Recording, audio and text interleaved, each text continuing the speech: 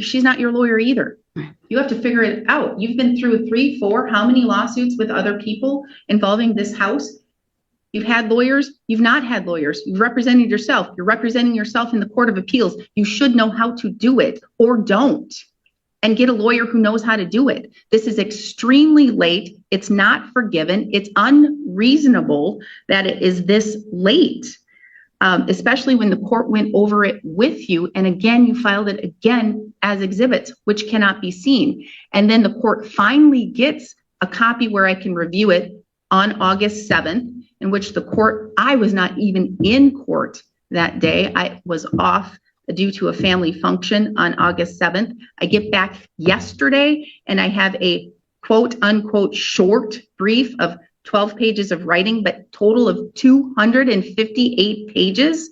Not only can I not get through it because I had a full day's calendar, I'm sure Mr. Justin had no ability to get through it either. 258 pages, and you expect the court to review it and be prepared for the hearing? Can't happen. This is a court. I am a judge that reads and reviews everything prior to coming into this court.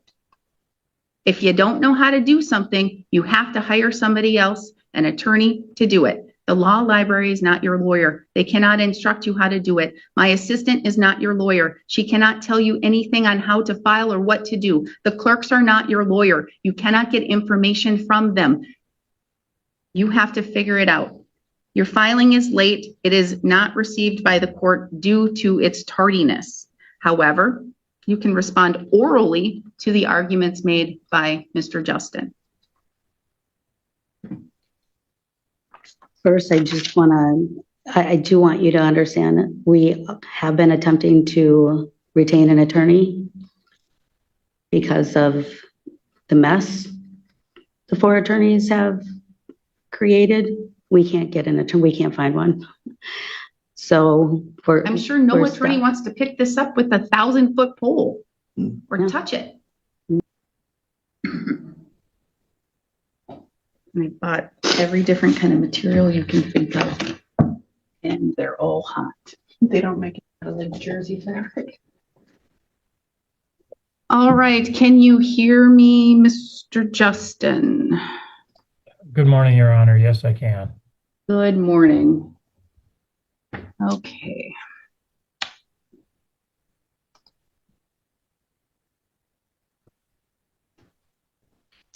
We will go on the record in the matter 26 CV50, Tony DiNardo versus Structural Buildings of Minnesota et al. We have Ms. DiNardo appearing in person with co-plaintiff Scott Vogel without counsel. We have appearing by video conferencing with approval of the court, Roger Justin, counsel for Structural Buildings of Minnesota. We're set here today in this matter for a summary judgment hearing. We were originally scheduled for a hearing on July 20th, 2026, in which the court did hold the hearing. Ms. DiNardo did come to court. She was ill and had been ill for a while. She indicated to the court that she had made certain filings in response, but she wasn't certain as to any deadlines or whatnot at that time. She did file things, but they were filed as exhibits, so neither the court nor Mr. Justin were capable of reviewing or looking at those documents because the court nor other counsel gets access to see those documents until they are offered to the court, and the court does receive those exhibits, and then they are magically put into the e-filing system for my review and for other counsel or other parties' review. The court explained that and went over that with Ms. DiNardo at the hearing. She requested an adjournment. Although hesitant, I would say, or not completely on board, Mr. Justin did not strongly object and was okay with adjourning this matter to another date and time to allow Ms. DiNardo to make the proper filings. She stated she needed to go home right away, and then she would be able to file them as documents and not as exhibits. The court went over the deadlines with Ms. DiNardo that must be filed within 5 business days per statute, as well as court rule, 5 business days at least prior to the hearing. The court did not receive, or the court received a letter from Mr. Justin on August 6th, in which he was objecting to any filings from Ms. DiNardo or Mr. Vogel because they were late. And the court went over the deadlines with Ms. DiNardo at the time of the initial hearing. So he did object to any filings as being late. Then the court did receive correspondence from Ms. DiNardo, a letter clarifying an e-filing of summary judgment materials. And then that was on August 7th. And then later on August 7th, the court did receive, and I quote, plaintiff's short brief in opposition to defendant's motion for summary judgment. 258 pages long. 258 pages is not short, nor is 12 pages, which is the initial brief. That is not a short brief, but the court did receive that on August 7th, along with an affidavit from Ms. DiNardo and Ms. DiNardo and Mr. Vogel at that time. So we are here today. Mr. Justin, this is your motion. We are here for the summary judgment in which you have made certain arguments in your initial filing for some summary judgment. The court has received and reviewed that in its entirety. I'm going to have the parties, Mr. Vogel and Ms. DiNardo, please stand up, raise your right hands. You're going to be sworn in. Do you affirm that the testimony you're about to provide in this matter should be the truth, the whole truth, and nothing but the truth?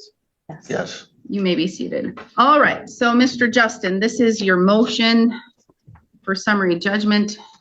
You may begin. Thank you, Your Honor. I would just like to talk about 2 things. That one you already noted, the second that I brought up in my brief. I would like the caption. I'm going to stop you just 1 second. Can you hear him okay? You're kind of like muffly, and I don't know why. I turned you up on the system, but it's still kind of muffled. Okay, I'll try to speak louder. Is that better? Well, yes, and I turned the system way up. So if it starts to screech, I'm going to have to turn you back down. But all right, you may start over. Okay, thank you, Your Honor. I just want to touch on 2 things before I get to the substantive argument.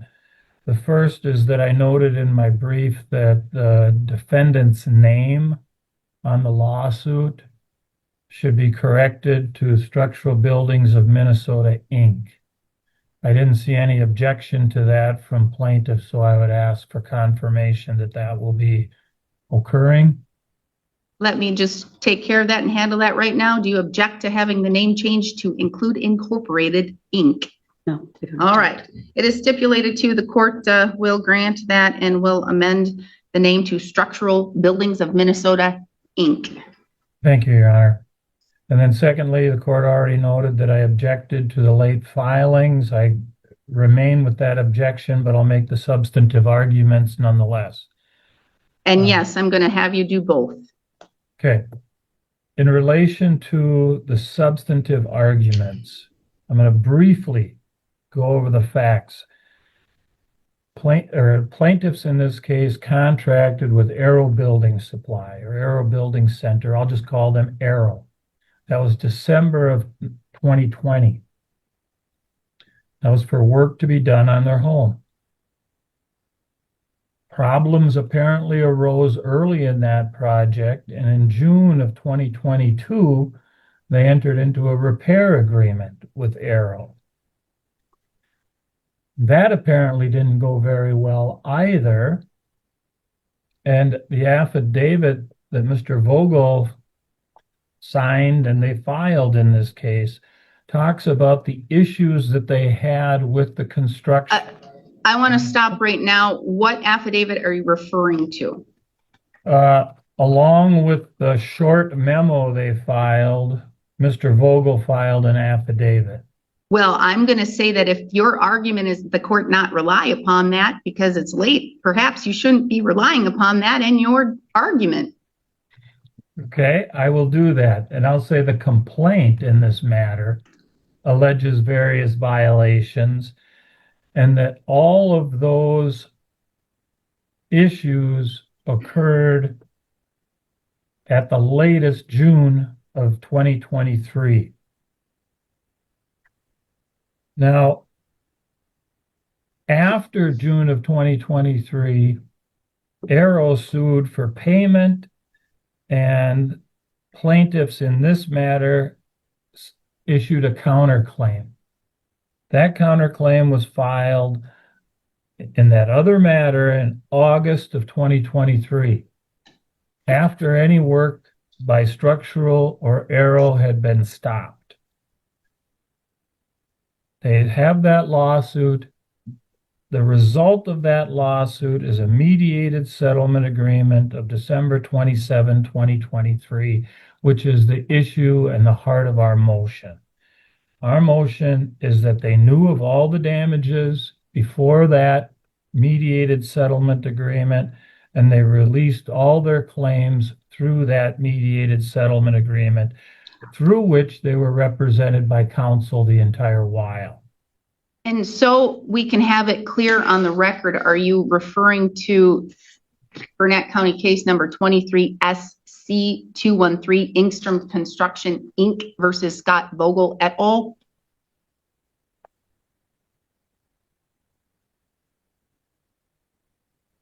Or USLBM Holdings LLC? Yes, that's the file. All right, so that would be 23 CV90, which is 23 CV90, which is USLBM Holdings LLC versus Scott Vogel et al. The court will take judicial notice of that matter. Yes, and that, at least the counterclaim, and that the answer and counterclaim is Exhibit 2 to the affidavit that we filed in this matter. So they enter the mediated settlement agreement. The lawsuit was dismissed. The crux of the argument that we have, it's Exhibit 3 that we submitted with our motion, and plaintiffs submitted the same document as part of their responses here. But paragraph 9 is the one we're relying on. It says Vogel and DiNardo shall never file a lawsuit, grievance, or administrative proceeding that arises out of or relates to any and all claims or damages released in this agreement against Arrow or against any other person or entity that arises out of or relates to the claims released in this agreement. They're releasing everyone for all time from any claims that they had. So, or any claims that they released. So we have to look at what claims were released. Now we go back to paragraph 6 of that same agreement. It's titled Mutual Releases. And I am not going to read that entire page of which claims were released. I'm just going to say, you probably can't see, but I've read it, I've highlighted or underlined what I've read and found important to it. So you can argue and know that it has been reviewed and read. Okay, great. Thank you, Your Honor. So they list with specificity which claims they were made. In painstaking specificity, I would say, for a mediated settlement agreement. But it gets down to the point where it's all claims all damages, consequential or incidental, known or unknown, asserted or not, counterclaims, damages, defenses, contract, tort, warranty, whether in law or in equity, known or unknown, asserted or not. It's everything. And that it indicates to me that the parties were a little tired of arguing what was being released. And you go to the final sentence of paragraph 6, and it says, this mutual release is intended to be full, final, and global between the parties for all of their project dealings now and forever. Amen. I've never I loved that. Never seen I loved it. in a settlement agreement before, an agreement before. Everything is going to be gone. In addition to that, if you want to say that that's not clear enough, you go back to paragraph 1 of the mediated settlement agreement, and it says, this is the spirit and intent of the agreement. And again, it's all claims asserted or unasserted, the entirety of their claims, known or not, unknown, asserted or not, in any way relating to the construction, repair, contracts, and the project. They're giving up everything that they had. Now, they're not giving it up for nothing. They got $105,000 to do these repairs, but they have released through this document all of their claims for wrongful acts relating to that. And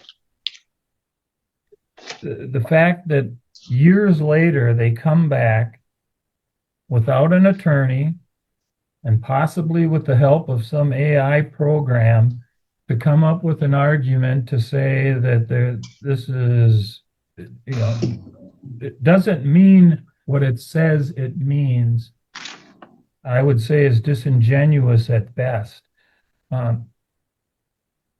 They had claims.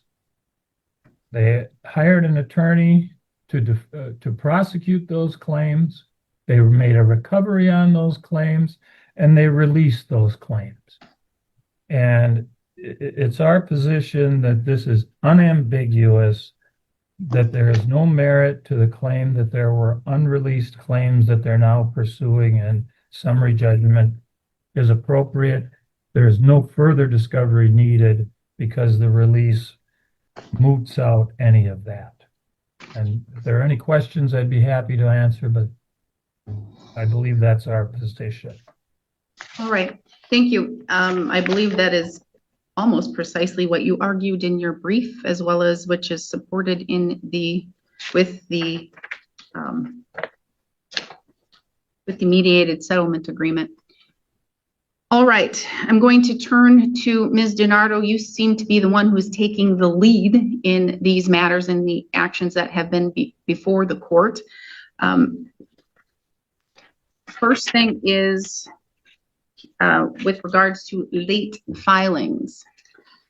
Yeah, I do apologize, Your Honor, and in all due respect, when I did file, when you go and look into the filing choices, it made sense to me where it said plaintiff's pre-file exhibit, and then the other option was file a document.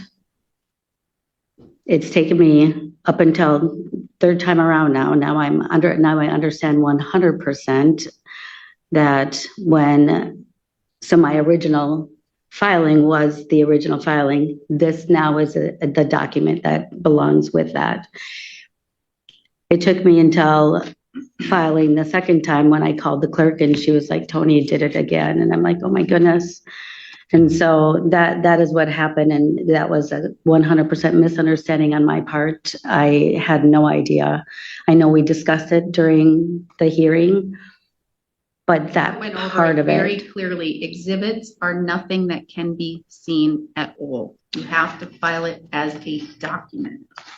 I was so sick that day. I was cloudy. That's the only thing that I can share with you on that. And Why did it take you from July 20th to August 7th to all of a sudden figure it out.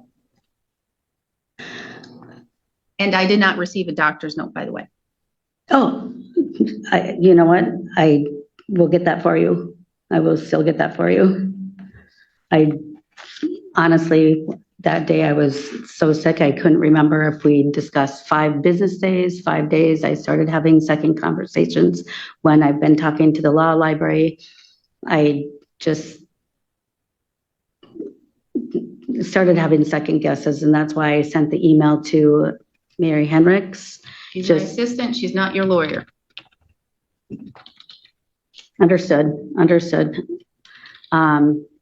And so because I looked at the meeting minutes and I didn't see if it said how many days, if it was specific to business days. And did you read the statute, which is very clear, Wisconsin statute 801.15, 5 days before the hearing, business days. It tells you even how to calculate it. Wisconsin statute, very clear. 5 business days. You're right. You're right, Your Honor.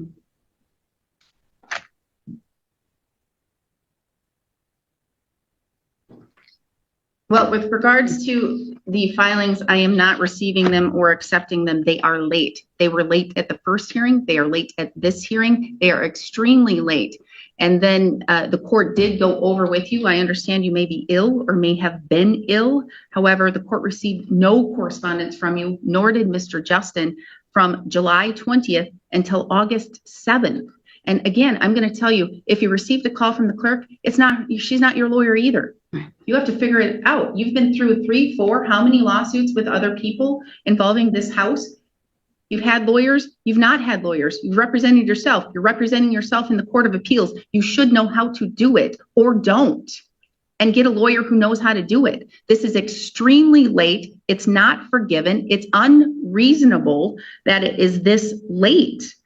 Especially when the court went over it with you. And again, you filed it again as exhibits, which cannot be seen. And then the court finally gets a copy where I can review it on August 7th, in which I was not even in court that day. I was off due to a family function on August 7th. I get back yesterday and I have a quote unquote short brief of 12 pages of writing, but total of 258 pages.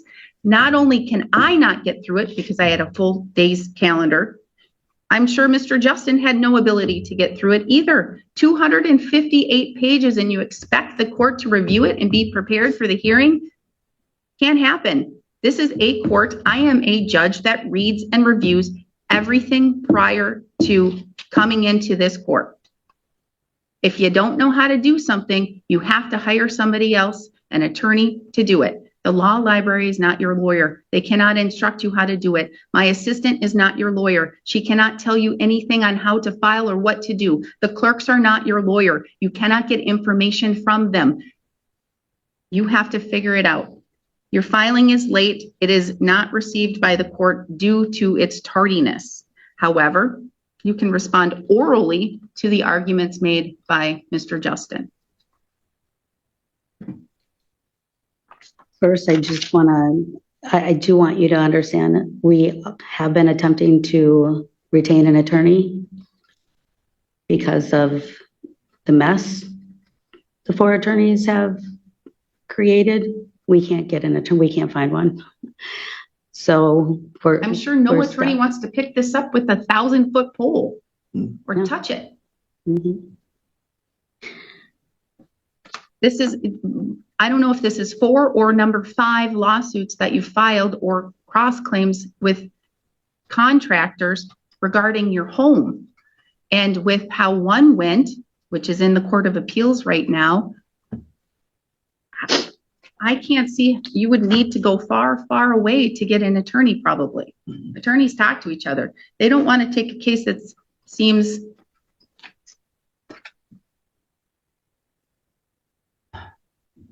messed up and very disorganized.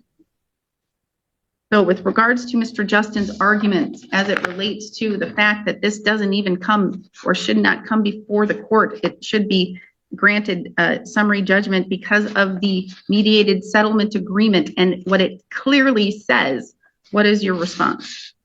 Well, Your Honor, so Structural Builders is asking the court to end the case without, in the matter of law, before having any depositions, going through the entire process.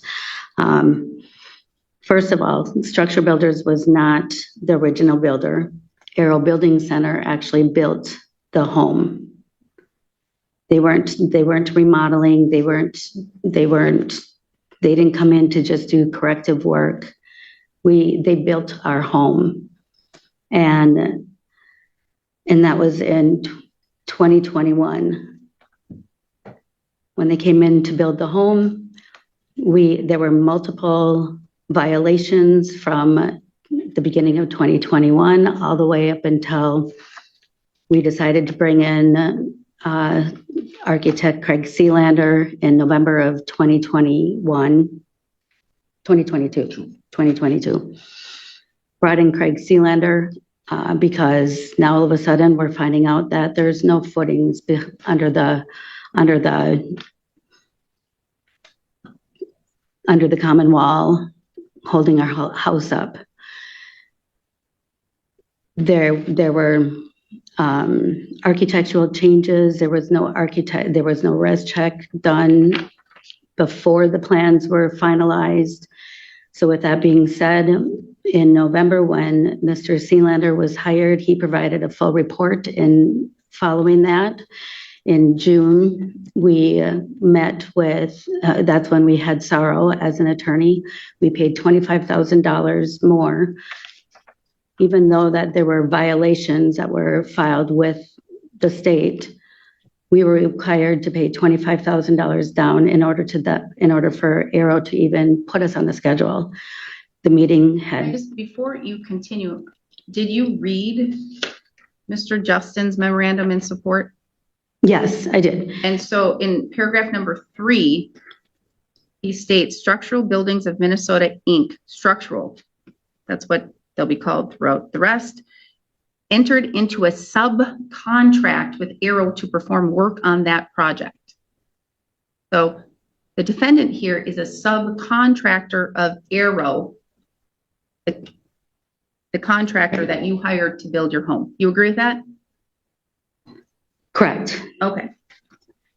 What I do want to note is when we filed the claim with Department of Safety and Compliance, they learned that Arrow did not have a subcontractor's license to hire. Well, that's neither here nor there. You've already resolved, and if you wouldn't have brought this case, all the things would not be able to speak about anything, but you resolved everything with Arrow lickety split, and it kind of took care of all claims and all allegations and all things you said, and I quote, full, final, and global between the parties for all of their project dealings now and forever. Amen. And part of that, with that agreement, so when we were in mediation, subrogation was still in the heart of the midst of everything. While we were at mediation, they came in, asked us if there were any other contractors, who else was involved, and I had advised them that subrogation was still underway. And we had conversations with our attorney. We were not under the impression that we signed a global release that day, or even after. We asked why we were not filing any lawsuits against structural builders. This claim that we have is its own claim. It's from the June 22nd agreement. Understand what a general contractor is and what a subcontractor is, and that a sub just means, hey, we're under the general. The general controls how the project is being managed, and they say, hey, I'm going to direct you, subcontractor, to build this part of the building. I'm still in control. I'm still the general. I still handle all of the things, but I'm delegating this part of the work to you. You understand that process? I do. And it looks like you had a lawyer for 23 CV 90 lists two, actually. No, it lists one, Ross Hussey. Mhm. You had a lawyer. So when you entered and signed into this agreement, you had a lawyer, correct? Yes. But yes, Your Honor. So how and why do you believe that the mediated settlement agreement does not umbrella and cover the subcontractors, anyone working under Arrow? How and why do you believe that? They weren't there during mediation. They They don't didn't. need to be. It's the general who's in charge. Remember, general sub? Right. So why would you believe that, and having an attorney is very experienced, Mr. Hussey is experienced, why would you believe that you can go after the general and still have claims off of all of the subs?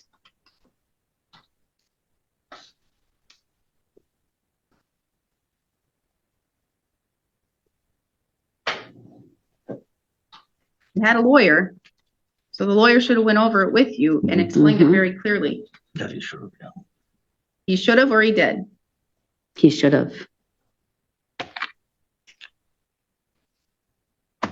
And when you look at the release of claims with subrogation, they only released Arrow. They didn't release our own personal claims.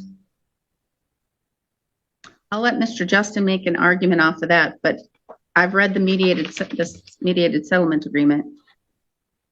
I've read, I don't know how many in the course of my legal career and as a judge. This is a pretty good one, pretty thorough. Amen.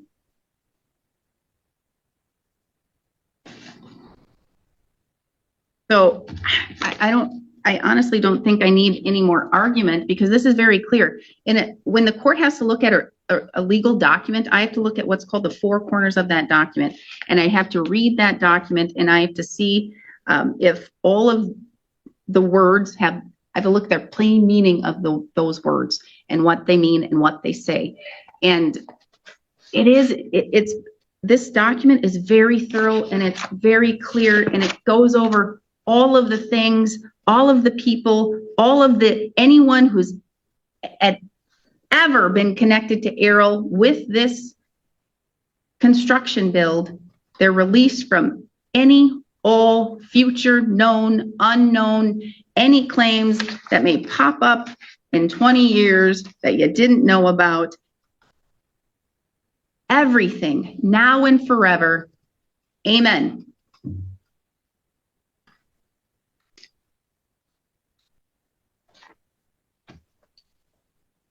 Says here in paragraph 9, because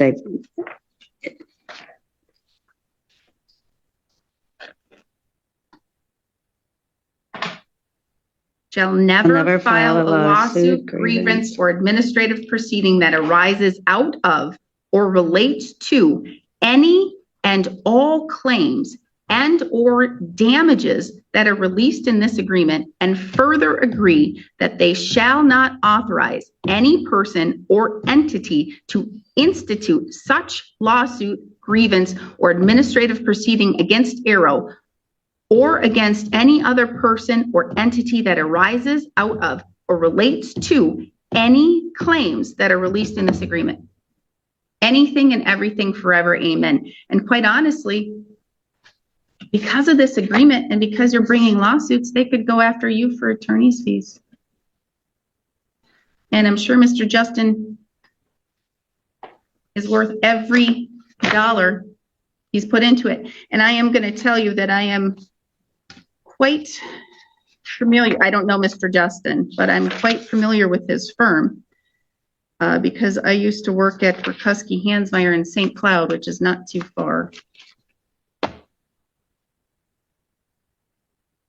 So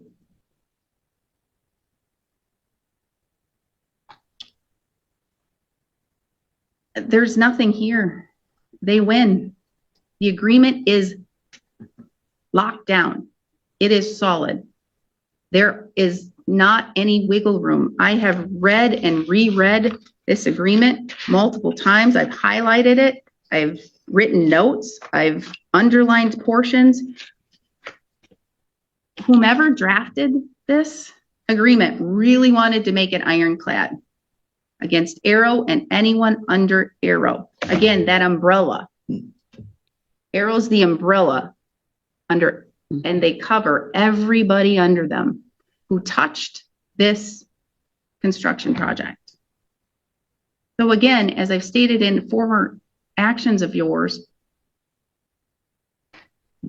your claims, which can't go towards the people you want to go to, really point to somebody else or something else. If you think that there are issues here and you think that you weren't told things that you should have been told, or things weren't explained the way they needed to be explained, or they didn't sue the correct or assert the correct allegations and claims against the parties. But it's not, your claim can't come against Structural Buildings, Inc. It just can't. So based on that, I am going to grant you summary judgment, Mr. Justin. The judge has made her decision, and there is no room left to argue around the settlement agreement. What started as a construction dispute has now ended with the plaintiffs losing this case on summary judgment. But the consequences may not be over yet.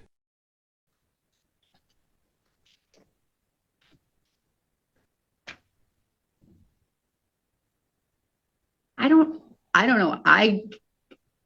I feel for you. Honestly, I feel for you. It sounds like from day one, this has been a nightmare. And in looking at the litigation that has been filed and the then counterclaims that have been filed back and forth between you and contractors, it doesn't appear that much was done correct.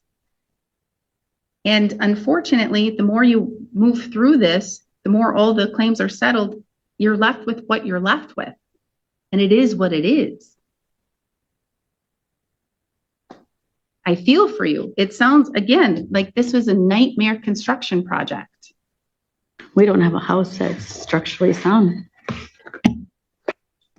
I don't know what to tell you and what to do about that, but as far as it relates to Arrow and anyone under Arrow, that is, it's already handled. And we'll wait to see what the Court of Appeals says as it relates to that other contractor, but I don't know where you go from here.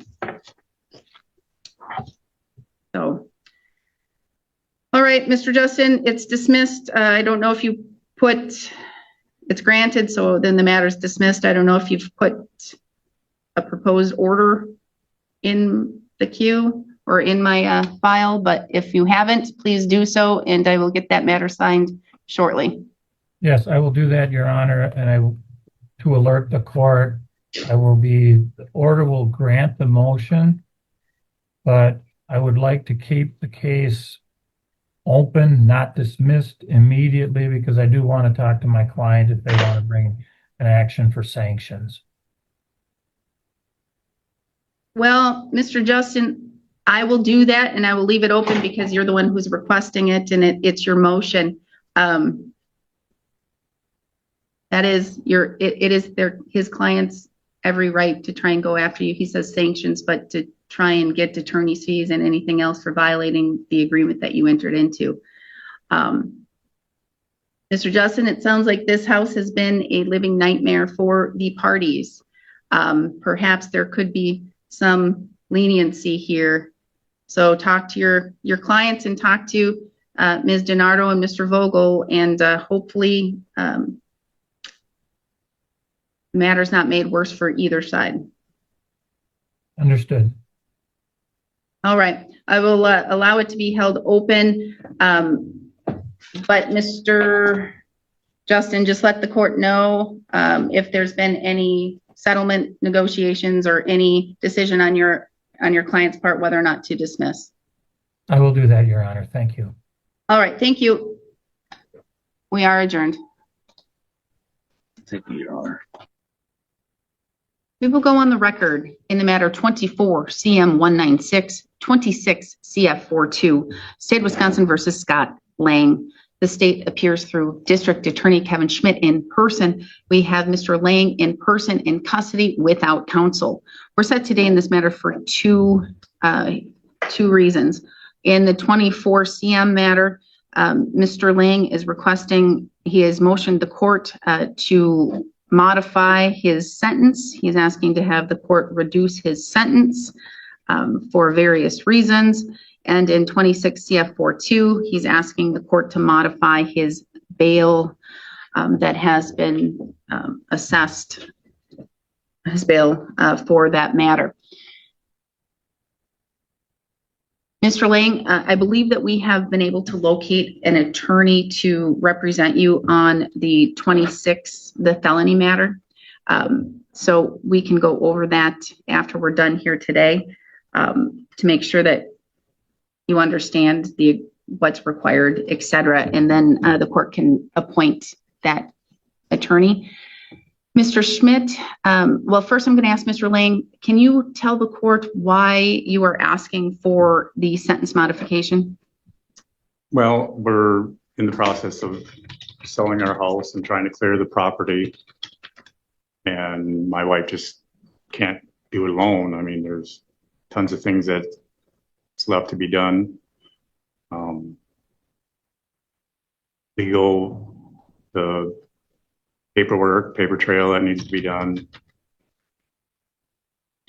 Just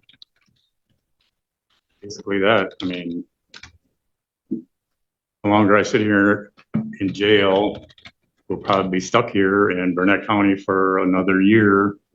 And I don't want to risk it with all the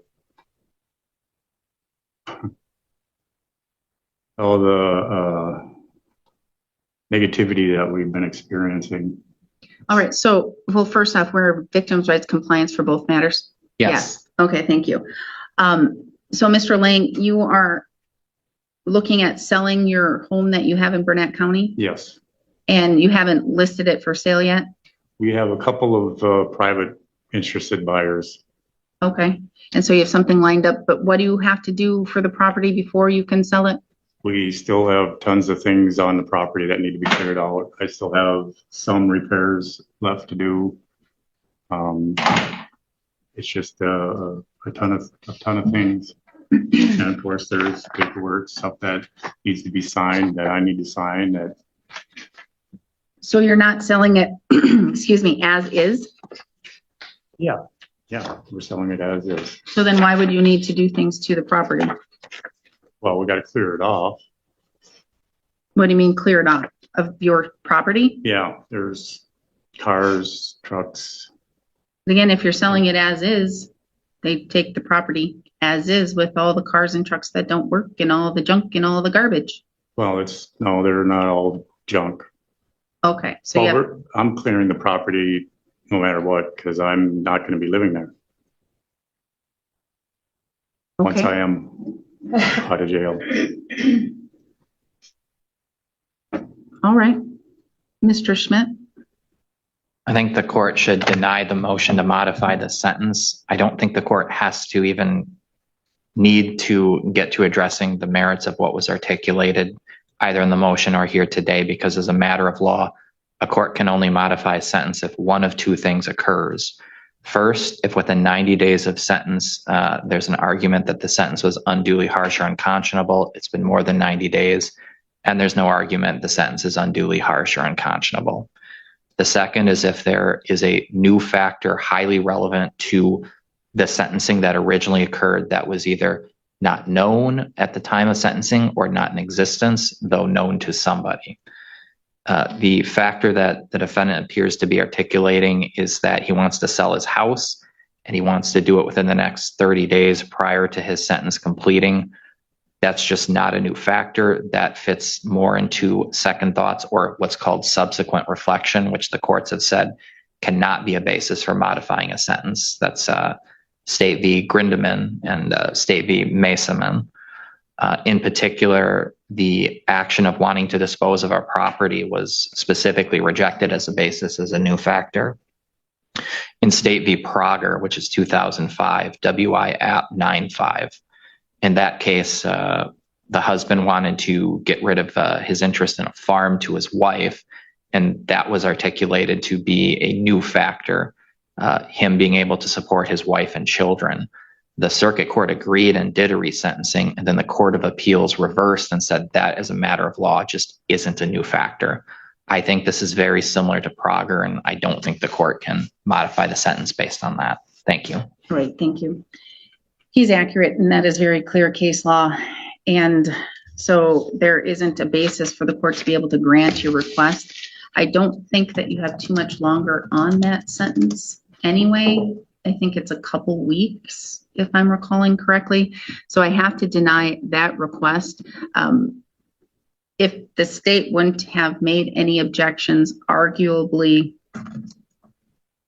perhaps modification could have occurred, but they are objecting, so I must follow case law and what the law is telling me to do, which is I have to deny the request. Well, the original plea bargain was only for 4 months. It doesn't matter what the plea was, the court sentenced you. Right.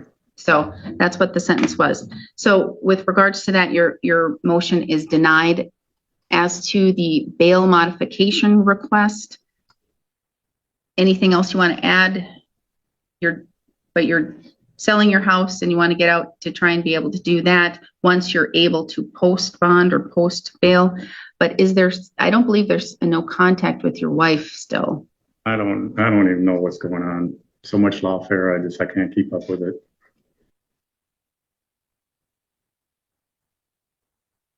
Because she's RL. And I believe in the amended bond, it just says no, well, you may have telephonic contact with wife RL. So you can talk to her. I believe she is currently in the courtroom, and Ms. Bauer is here. Ms. Bauer, has she done the CRA class? Yes. She says. Doing that now. Notice of, and Mr. Lang has done the DV class with Mr. Hatch. So does the state object to having no abusive contact? If they've both done the class, I have no objection. If and when you are released, Mr.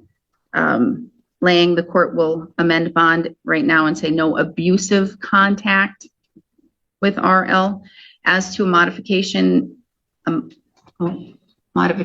guess we have a victim trying to come in. I recognize her name, I believe, MR. Yep. And that's the victim in the misdemeanor case that we just addressed. All right, MR, the court did not see you waiting to come in and quite honestly did not recognize that you were a victim of a matter. To catch you up to speed with regards to the motion to modify sentence or to have it amended and reduced, that matter was denied. Is there anything you would like to add as the victim in the misdemeanor matter? I was just going to ask that it be denied. So no, if it was denied, I'm okay with that. Thank you. All right. So now on to the monetary portion of the bail that's been set for the 26 felony matter, Mr. Schmidt. If he's incapable of posting the 500, I don't fundamentally object to reducing it to a lower amount. The fact the court set it at such a low amount tells me the court wasn't intending for that to be the keys to the jail. So if he truly can't post, I don't object to reducing it to a lower amount. Well, I don't think he cannot post it now because he's in custody. Well, he could post it. It just wouldn't be in his best interest to post it because then he wouldn't be double counting credit. Good legal advice, district attorney. I wasn't saying it to him. I was saying it in general. As to the monetary amount,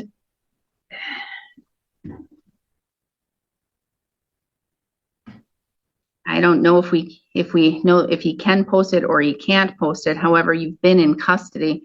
So I will modify it to a $500 signature bond. I don't believe we have any request for restitution in that case.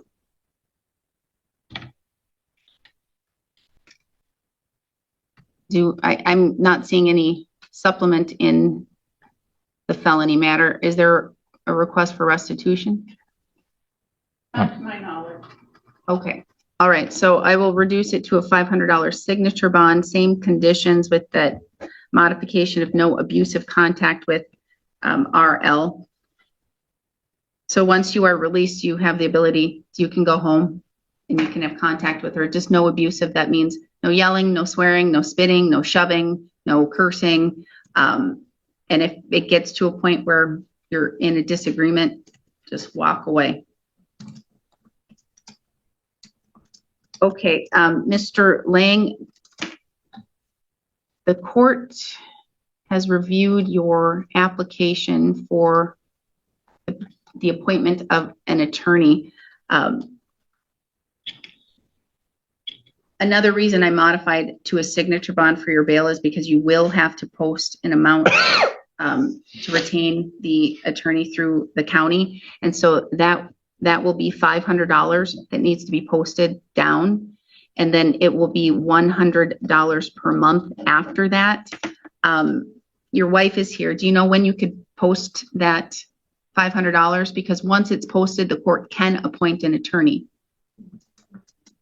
Okay, so once we have that posted, I will appoint an attorney. I'm appointing an attorney out of Minneapolis.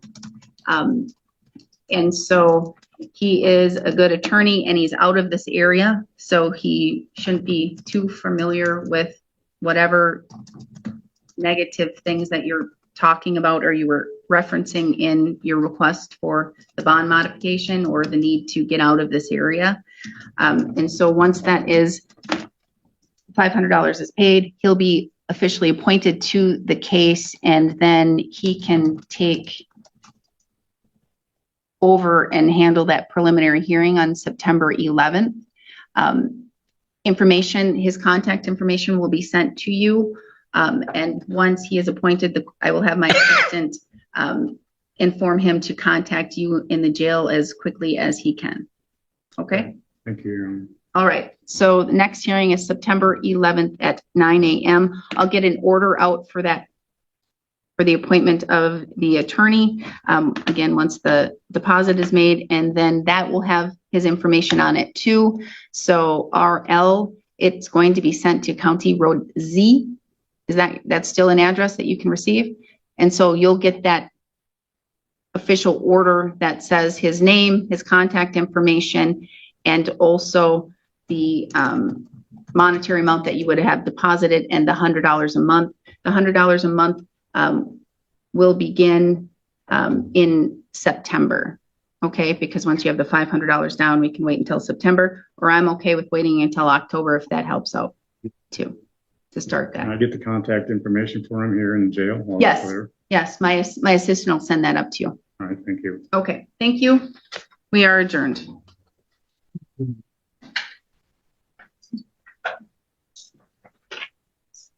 Who's in custody? Gary Butler?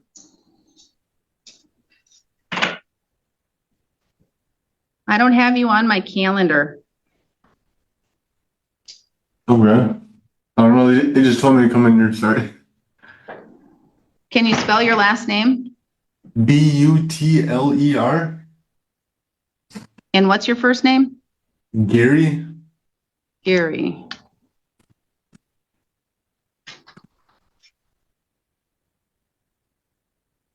You don't have, it's September 11th that you have a hearing.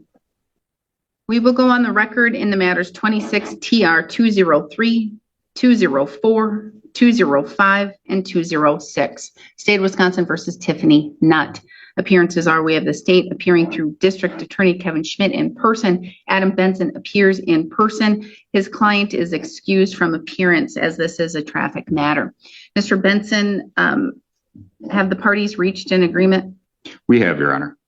And this is after full review of the video and the discovery? Yes. And what is the agreement that's been reached? She will enter a plea to OWI first. The prohibited alcohol would be amended to 0.149. Dismiss and read in the remaining tickets. All right, that's the agreement, Mr. Schmidt? Yes. Formal motion to amend the blood alcohol to 0.149.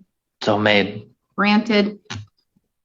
How does she wish to plead? No contest, Your The Honor. court will enter a plea of no contest on her behalf. The court will dismiss, but merge in 26 TR 205, the PAC. The court will dismiss and read in the other matters.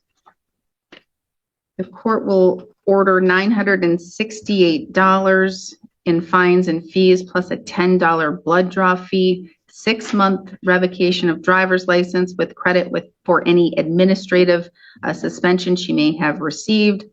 The court will also, I believe it's 6 points off of her license or on her license or however Wisconsin does it.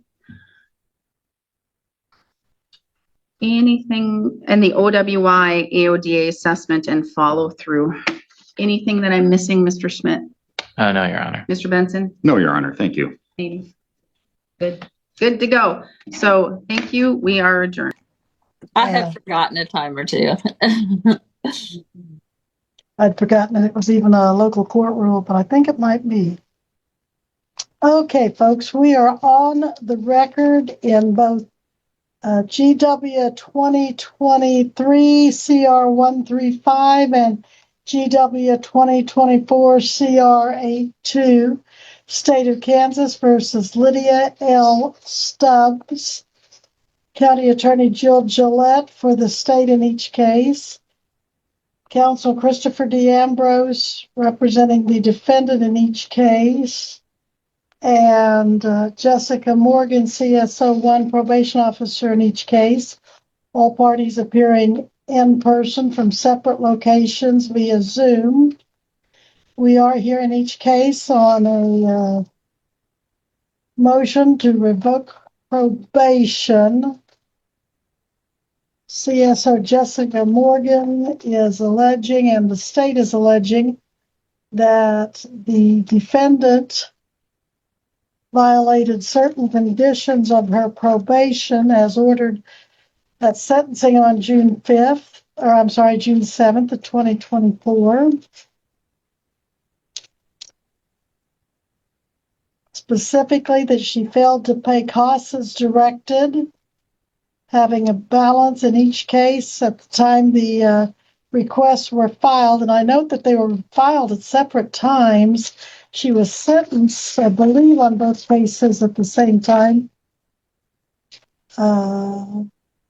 But in 24 CR 82, the request to revoke filed by Jessica Morgan on November 20th of 2024.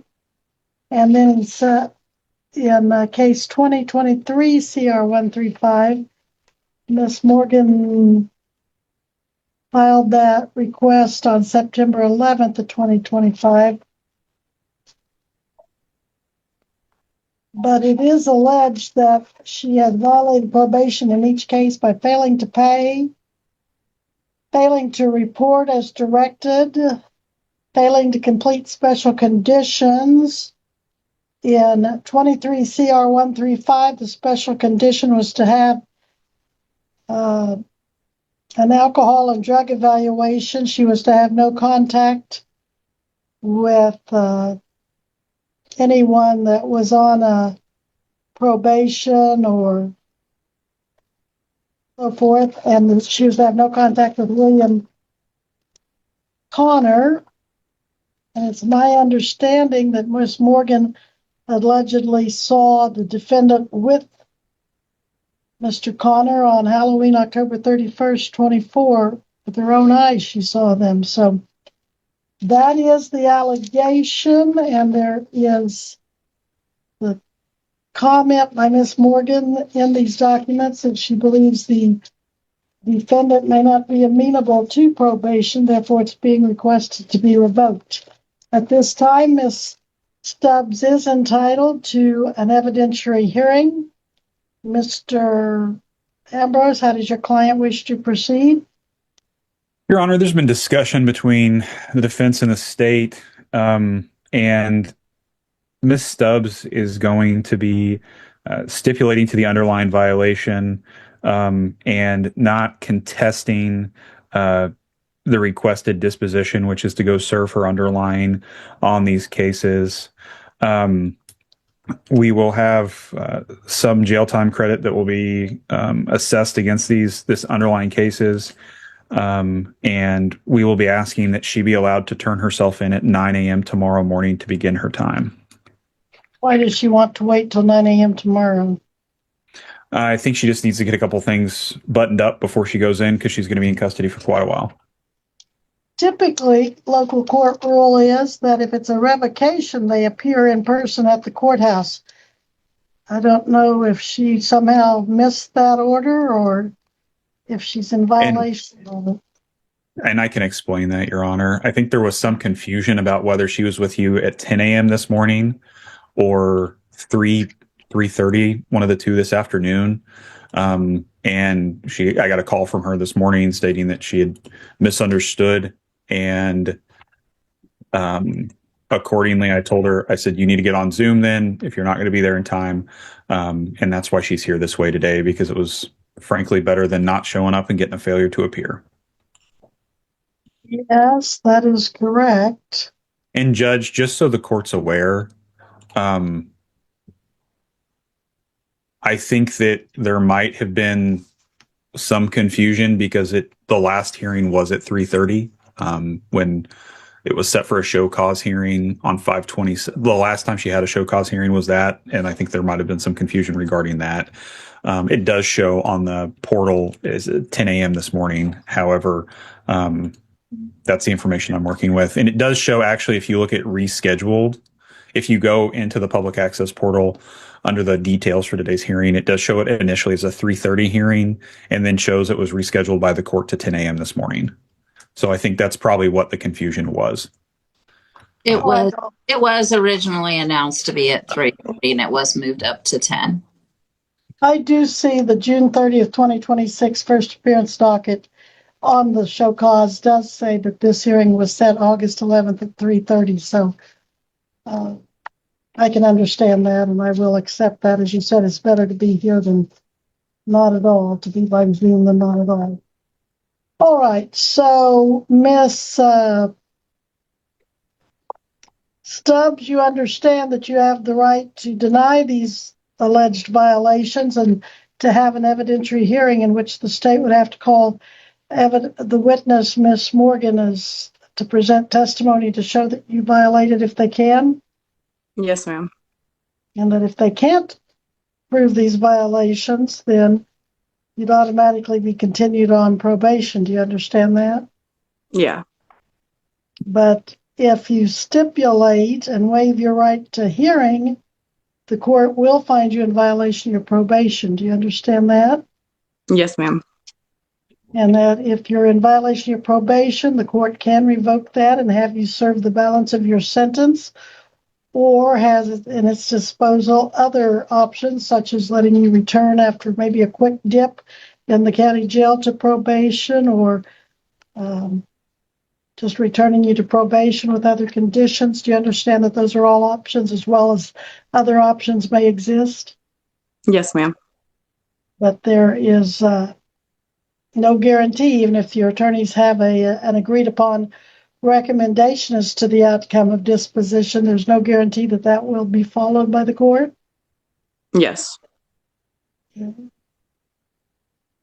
All right. Anything further, counsel? I find she knows what she's doing. Let me just follow up a little bit, Ms. Stubbs. Is anyone making you waive your right to this hearing today? No. No one's made you any promises or threats that if you waive, certain things will happen? No, ma'am. All right. I find the defendant has entered a knowing and voluntary waiver of hearing, and you do stipulate or agree, Ms. Stubbs, that you have violated your probation as alleged? Yes. You agree that you have not made payments as ordered? Yes. That you have not reported as ordered or required? Yes. Specifically mentioned August 12th of 24, October 8th of 24, and that you were considered an absconder for a period of time that they didn't know where you were. Do you stipulate to that? Yes, ma'am. And do you stipulate that you were having contact with William Connor in violation of court orders and probation? Yes, ma'am. Your Honor, I'm sorry to interrupt. I just want to make sure that the record is clear. I believe you're reading from the previous warrant to show cause, because this is the second warrant to show cause. So I just wanted to make sure that we had the record correct. Because both cases were filed, I believe, November of 2024, and then another one was filed September of 2025. And well, I do note that she has been found in violation of her probation before.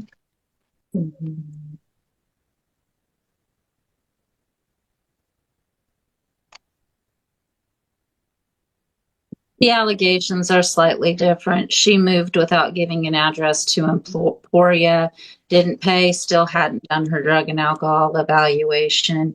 Her no contact with her co-defendant, and the other issues was on her first revocation, but she basically took off again and didn't do any drug or alcohol counseling. Well, when I look at the warrant to show cause filed September 12th of 2025, Ms. Stubbs, are you stipulating again that you didn't pay as ordered, that you didn't report all changes in address, phone, or employment? Yes. That you didn't report contact with law enforcement immediately or the next business day? Yes. And again, that you didn't report as ordered? Yes, ma'am. All right. I find the defendant has not only knowingly and voluntarily waived her right to hearing, but she's also knowingly and voluntarily stipulated to the evidence. So I will waive the hearing at the defendant's request at this time. I do find the defendant has violated her probation in each of these cases. And Ms. Gillette, recommendations? Your Honor, our recommendation is going to be that her probation be revoked and should be ordered to serve her underlying. There is jail credit. I have down 69 days total. That is all set out on so that we can put it in her journal entry. We would include it in her journal entry, as she has stipulated and waived the hearing today. I will recommend that she turn herself in tomorrow so that she can have some time to put her affairs in order before coming in. I just would caution her not to show up high to the jail, because sometimes they do that. They go out and use drugs overnight. But I would just ask that she turn herself in tomorrow and that she start her time then. Okay. Mr. Ambrose? Yes, Your Honor. I'm going to join the state's recommendation here. We are going to ask that she be allowed to turn herself in at 9 a.m. tomorrow. And further, one other thing would be, since Ms. Stubbs is going to be serving a sizable sanction, or the underlying sentence, of course, that the court not assess any additional attorney's fees against her for this revocation. Very well. Ms. Stubbs was sentenced to 12 months in 24 CR 82 consecutive to 12 months in 23. They were concurrent, I think, Your Honor. No. In 23 CR 135, she was sentenced to 12 months on count 2 and 6 months on count 4. Those were to run concurrent.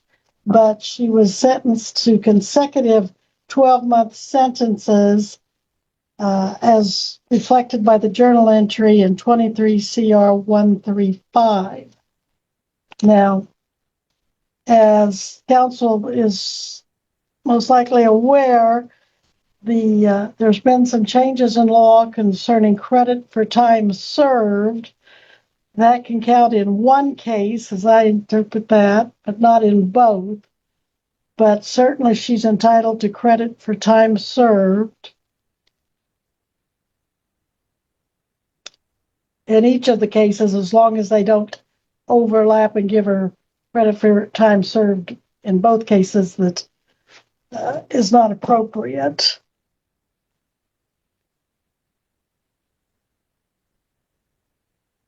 She had been ordered to get an alcohol and drug evaluation that she did not get. Is that right, Ms. Morgan? That is correct, Your Honor. I never received a copy. All right. Well, I'm just contemplating if we should have her do that in the county jail, if I even have authority to do that, once I revoke her probation. Is there any thought on that? Anyone want to discuss that? I don't know that we have any objection to that, Judge. I think it would be a benefit to her but the issue that we run into then is turns into a funding mechanism problem more than anything else.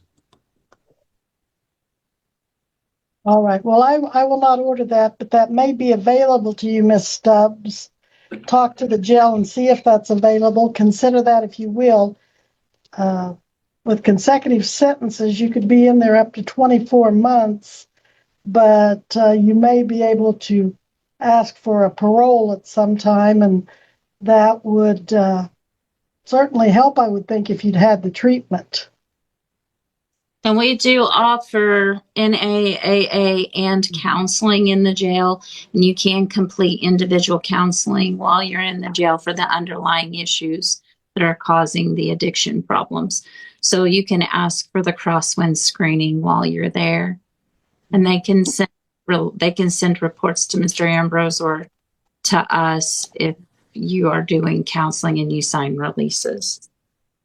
Yes, and like I said, those would certainly do you a world of good if you were going to try to ask for a parole or some type of early release of those 2 sentences, Ms. Stubbs. Anything else we need to address, counsel? What time does she need to turn herself in? Where are you right now, Ms. Stubbs? I'm currently at my friend's apartment in Emporia. She was going to give me a ride today to court. Okay. Will she give you a ride to the jail? Yeah. Okay.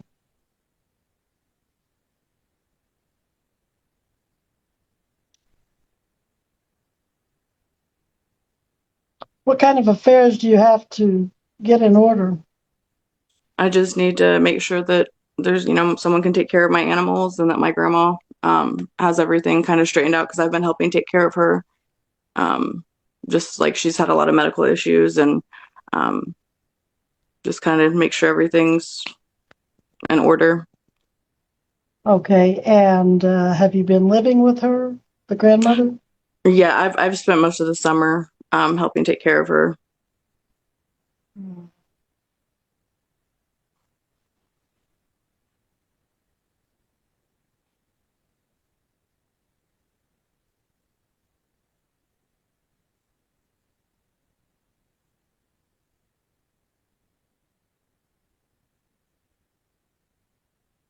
I will give you to 9 p.m. this evening. I'll give you till 7 p.m. this evening to turn yourself in, because that should give you time to get your animals squared away and make sure grandmother's going to be cared for, and to get yourself down here to the county jail. Now, if you don't show up, it's not going to be a good thing, because that's going to be a contempt of court, and contempt of court is punishable by separate jail time and separate fines, so don't let yourself get into that position.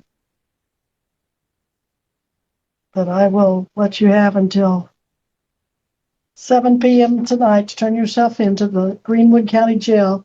and you are ordered not to have any alcohol, no illegal drugs, to be able to pass a urine or blood screen if you need to when you come in. Okay. All right. Are you working at this time? No. All right. You don't have to worry about taking care of your work. Folks, I'm a little uneasy about her not being here and not going directly into custody, but we're going to give it a try. All right.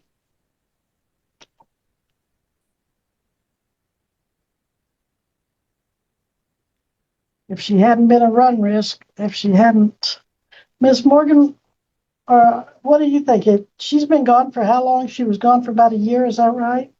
That is correct, Your Honor. Well, both parties are recommending that I give her this option, but I'm very uneasy about it with somebody that's been absent. Well, one thing I would say, Judge, is she's admitted and stipulated, and the thing is, if she wants to file for parole, showing up on time this evening is the first step. Mr. Ambrose is nodding his head. Because if you don't show up on time tonight at 7 p.m., that's pretty much guaranteeing yourself 2 years, 1 year on each. Do you understand that, Miss Stubbs? Yeah, I understand. No, I'll be there. All right. That'll be the order then. We may go at this time. Thank you all. Thank you. Adjourned. Thank you. And that's where this courtroom story leaves us.